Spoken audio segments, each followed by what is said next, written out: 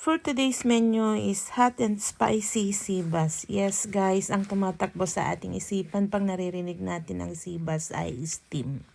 So meron tayo dito isang piraso ng sibas na natanggal na yung tinik. Fillet na lang. Hiwain ng about 1 inch. Tapos ilagay muna sa isang bowl. Meron tayo ditong stock ng spring onion at saka ginger. So, ikat muna natin yung ginger ng ganito. Tapos, then, i-rub natin sa ating sibas. So, hayaan lang dyan ng mga 15 minutes bago natin lutuin. So, ihanda rin natin yung iba natin kakailanganin. Meron tayo dito yellow bell pepper and red bell pepper, then green spring onion. So, i-cut lang natin guys ng parang triangle.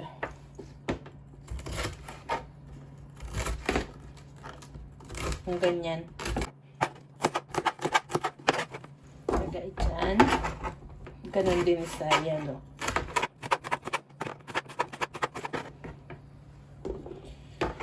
Then, sa ating spring onion, para may green.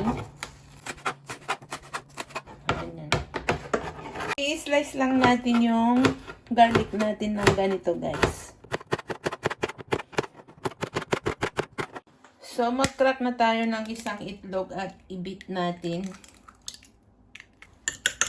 Beat natin, guys.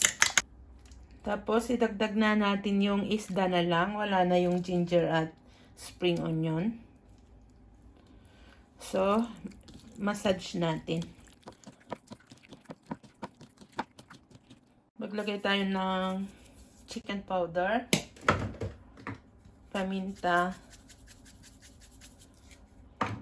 kunting asin, tapos harina. Then, mix ulit natin. So, heto yung mga gagamitin natin sa ating sibas. Yung sibas na minarinate na natin kanina ng ginger at spring onion.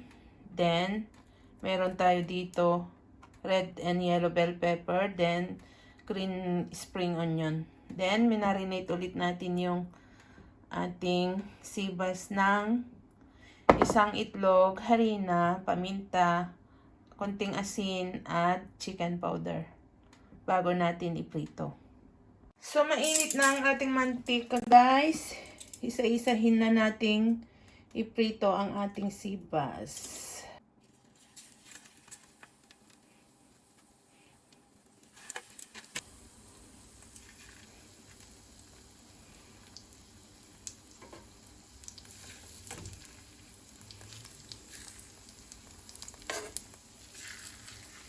Tapos, pag nakita natin nag-brown na yung gilid, pwede na nating ibaliktad.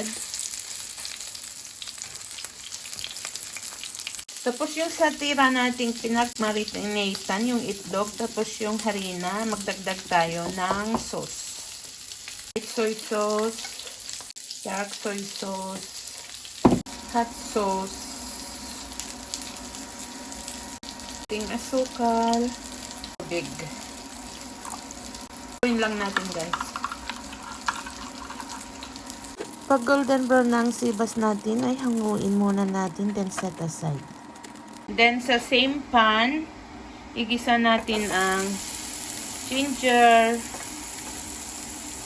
spring onion, and garlic.